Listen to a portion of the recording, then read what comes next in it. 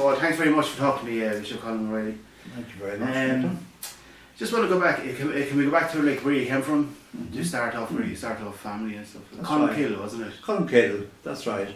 Colmkill was in my mind. I just might mention this fire away. a little bit, because there was a book published, it was launched last week down in the library here in Norfolk, by a man from my own native parish. And the title of the book is Under the Thatch. He's a man a bit younger than I am, he's in his 70s, but was reminiscing about his own life and so on. Growing up in Colmkill, and he was talking about things like the way that the quality of life in the sense of having all the running water and electricity and everything was an unknown quantity at that stage. It was something new, like. And life was very primitive in a way. But he told the story, of course, he told it in the book, but that night he told it like a comedian. He had everybody amused as well. But it brought all those things back to my head, I must say. I suppose when you were growing up, you probably had to collect water from the well or something like that. Oh yes, right. And everyone was in the same boat, because there was no running water in anybody's house.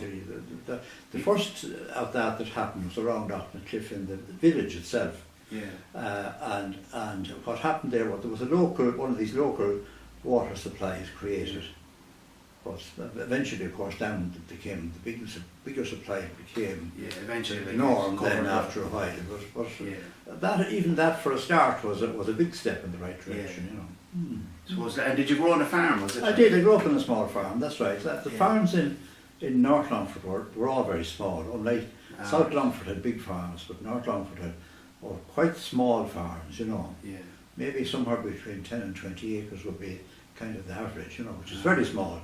Nobody could live on it now, but I suppose people's expectations were low, and they didn't need much and they didn't expect much. And your parents? My parents were just ordinary country people, and there were 7 of us in the family. 7. But I was the youngest of the 7. You were the youngest of the 7. So I suppose I was spoiled by the others. You had an easy life. Well, it wasn't bad. It was a good life. And it was, but I had good memories of childhood, because while there was none of the artificial ready-made entertainment of television or anything like that, that was a non-existence thing. What did you do back then like? But we did. There was a lot of, there was a whole system, I suppose, of friendships and all that. And Sean O'Sullivan, this is man whose book was published, was talking about the way that people went visiting their neighbours, and there were some things that were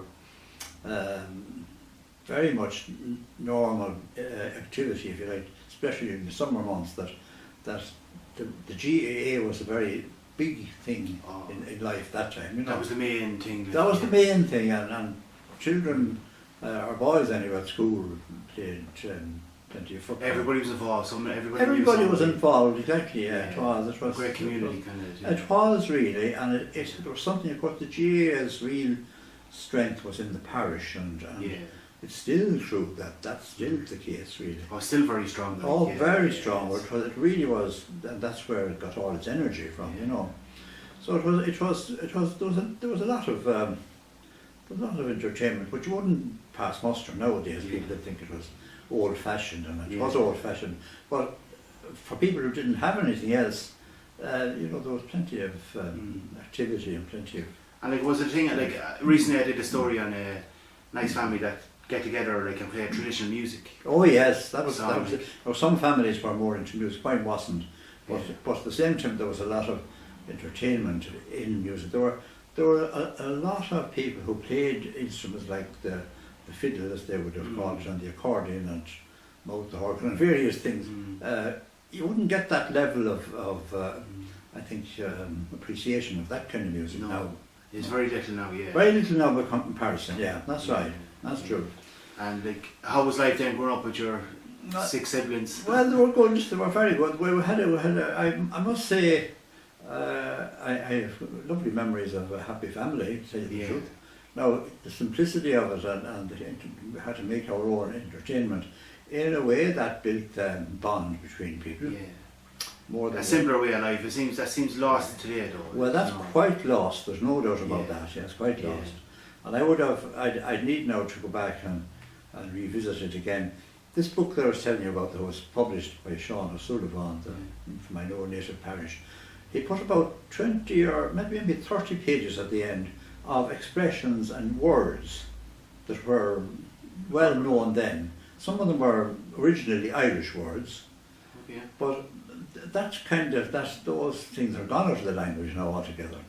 But expressions they'd be local to they'd that be area. local. Like. Well, I'd say they were all over County Longford. Yeah. But North Longford and Cavan and Leitrim, probably that area was richer in that kind of thing than South Longford, I'd have thought. That's only my own guess. But did you go to school there within? I did. I went to school there, country school, Yeah. and I owe a lot to that actually. I had 3 or 4 teachers in the course of my time there, but they were very good. They were very good teachers. Now I must say they were just excellent. That sounds like a lot, like for a small school. Like usually you'd only have 1 or 2, wouldn't it? Or Well, the school, it went up and down. The numbers went up and down. But I think that all my time in primary school it was a 3-teacher school. There were 4 schools in the parish. I think 5. I think actually 5 schools in the parish. But they were all like about the same. About 3 teachers in each of them. Now, of course, the distances were considerable from one to the other. Yeah. And there is just one school in that parish now, which is in the village of Aughnacliff. But then children are brought in by bus. Buses, yeah. Did you have to travel far? Well, it was about somewhere between a mile and a half, about I'd say. Not so and we walked that. Yeah. It was all walking. Home. Walk on. There were other children from the locality, and we walked together in the morning and came home in the evening together. And you didn't know any better, like, you know what I mean? Well, we weren't, and we were quite happy with it. We're quite happy with it. Yeah. And any fond memories, like what? Do you remember the teachers now? Oh, I do. The principal teacher I had was a man who was from Kerry. Kerry. Yeah, Kerry native. And in fact, he has his daughter lives. He has a daughter living here in Longford. He and his wife came from Clare, and he came as a young person. Of course, he had to get a job anywhere, and he came there, and he was the principal teacher all my time in the school. Now, not that long after I left school, he left the area and went back down to the south again, where he came from originally. Now, he was a native Irish speaker, and of course, for that reason, we learned good Irish from him. I must say, he was a very, very good Irish teacher. Yeah. He was also very anxious to do the very best he could for the children in his classroom. So he was a very good teacher. He had a great concern really for the locality and all that. He was a good man.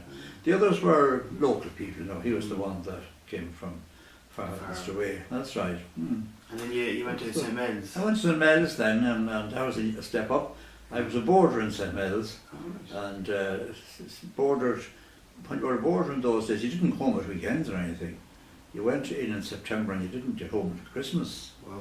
And then the next stage was to be home for Easter and then for the summer holidays. Now, boarding wasn't pleasant in those days. It was difficult. It wasn't that long after the Second World War when there had been great scarcity of food, and it was still tight enough, in those days. Running the school and being able to try to keep it within people's range to pay the fees and so on, it meant that that there were no luxuries. Extravagance. Absolutely nothing. It was very, very simple fare altogether. Yeah. And what you would have got your breakfast, your lunch, and well, you got all the food you got for the day. Now there was those who were living closer to the school and lived here in the Longford area. There were some of them actually boarded in as well, but their parents came in visiting them, and sometimes they brought in extra things. I suppose you were trying to be best friends with them. We wanted to make it cozy up to them as best we could. Yeah. But there were some of them very, very nice. There were people from Longford here. There were 2 of the Geartys from Church Street were there in my time. And one of them he's not that long dead, Paul Gearty. He was a solicitor here in Longford. So they were very nice fellows, and I must say how their mother had the patience to keep bringing food into them, I don't know. Yeah. But she must have known that they weren't eating at all. But they were, and then there were others as well. I suppose the parents thought at the time that if they were bored in you know, they'd have plenty of time for study and they'd get on better at their books. If they're there full time, leave them full time. Yeah. That, of course, came to an end, well, long after my time, but there isn't any borders in St. Mel's now. No. Would it be anybody from far afield, like from a different country? No, well, they were fairly local, but most of the people, bulk of them were there were either from Norfolk or Leitrim at my time. Now, the number of secondary schools of any kind was quite small, you know. There were only two kinds of schools. There were what were called the vocational schools and secondary schools. And you know, it was only in towns of fair size like this that you had them. Like. For girls, there were more opportunities because the nuns were in different smaller towns, and they provided a very good service. Yeah. And is this when did you make the decision to become a priest? Well, was it during this time? Was it? It was, I suppose. Yeah, there were a lot of priests who came from missionary orders, particularly. They were trying to find recruits among the students, you know. Okay. And they gave us spoke to us, and I must say I applied to one of these first. But then I remember the president of St. Mel's said to me, well, he said, I think I had two brothers were there. They joined two missionary orders, and the president said to me, well, your two brothers are missionaries. I think you should go to Maynooth and be a student for this diocese. So anyway, I agreed to that at the time. So I suppose I never know whether it was the right decision or not, but anyway, that's the way it happened. So, and was there anything in particular any missionary said that sparked an interest in you? Well, there were. My two brothers, of course, were already on that route. You know, they were there, and then there were missionaries. There were a lot. You see, at that time, there were a lot of people from a locality that would have done the same thing, and then there was one missionary congregation known as the Kiltegan Fathers. And the founder of that Regis Missionary Society was a priest of this diocese of ours. Okay. So that was the link, that was a close link, you know. Yeah. And the result was that a lot of people from St. Mel's became priests of that missionary order. In fact, I think for a long time, for a considerable time, there came more priests from Ardon Clonmacnoise diocese, that is this diocese here, than any other in the country for that order. Understandably, because the founder was a man because of her local interest, here. Something exactly, Oh yeah, it made a link for them. Yeah, that's right. And so you went on Maynooth then? Like, I did, and did 7 years there. 7 years. Yeah, good years, and for the most part enjoyable time. You know, it was a step up in terms of. I suppose opportunities to experience other things, and there was you know, the life was much more varied there. After I was ordained, then I became a curate over in Branhart, where I was there for 9 years. Isn't that a bit like that you went back local though? I went back local, yeah. Did you make that decision, or was it made? Well, no, it was made for me, yeah, that's right. I could have been sent down to Offaly or down to Leitrim or anywhere, but just that's the way the cards fell at the time, and the big vacancy was there. So I was there for 9 years, which I enjoyed greatly, and then I came to Longford, and I'm here ever since. Ever since, never left Longford since. You became curate, was it? I became a curate here. That was in 1969. So if I did one more year, I'd be here 50 years. So that's quite a long time. Oh, please God. Never left Longford since. So. Yeah. And how was your time like as bishop? Well, I suppose it's not an easy role to have, really, to be honest now. And there were lots of difficult things. It wasn't the easiest time in history either. But then no time in history is easy as far as that's concerned. I think that's true, you know. So it was. It was. The world keeps changing, and it's hard enough to be ahead of the times to be able to foresee what to do next. But Having said all of that, by and large, it was good enjoyable, too. It was good too. There was a couple of things, of course, that were difficult. Not least among those, the fact that the cathedral was destroyed by fire. That's right. Yeah. That was a major setback. Yeah, that's right. But on the other hand, I suppose it's restored, and all that. It was worse than the best thing. Like, it's kind of brought back to life. Well, that's true. We wouldn't have chosen to do all the restoration that was done on it if it hadn't been destroyed. It would have been quite. It was in very good shape at that time. Actually, it was in great interior state of well painted and well maintained and looking very well. Then suddenly on Christmas Day, 2009, all went up in smoke. Yeah. And did you see that? Who alerted you? I did. Yeah, I did. I had Father Tom Healy was administrator at the time, and he phoned me about 5 o'clock in the morning. I remember. So what I had to do was get myself together and come down. Well, not that I was able to do anything, but I wanted to be there to see what was happening, obviously. And was it a hard struggle to get where it is now, like, or how do you? To get to it being fully restored now. And well, it took 5 years. 5 years. But that wasn't, considering the size of the task, that wasn't long, really. No, it wasn't long. And we had great cooperation, and of course we wouldn't have been able to do it financially at all were it not for the fact that it was well insured. And that was made the big difference. People find it hard to keep paying every year a premium for insurance, but if a time comes when you really need it, there's no alternative yet. That's for sure. And you still kind of give it, like, I was privileged to have you did a mass one day. Yes, I do mass pretty regularly. I do at the weekends. I do mass. Oh, it's a regular thing. I do it every weekend. Well, just once in a while I miss, but I like to do a public mass. Yeah. And I'm happy to be able to have some assistance. Nowadays, that when the number of priests, of course, has gone down, and for that reason, very little bit that I'm able to do is well received. That's right.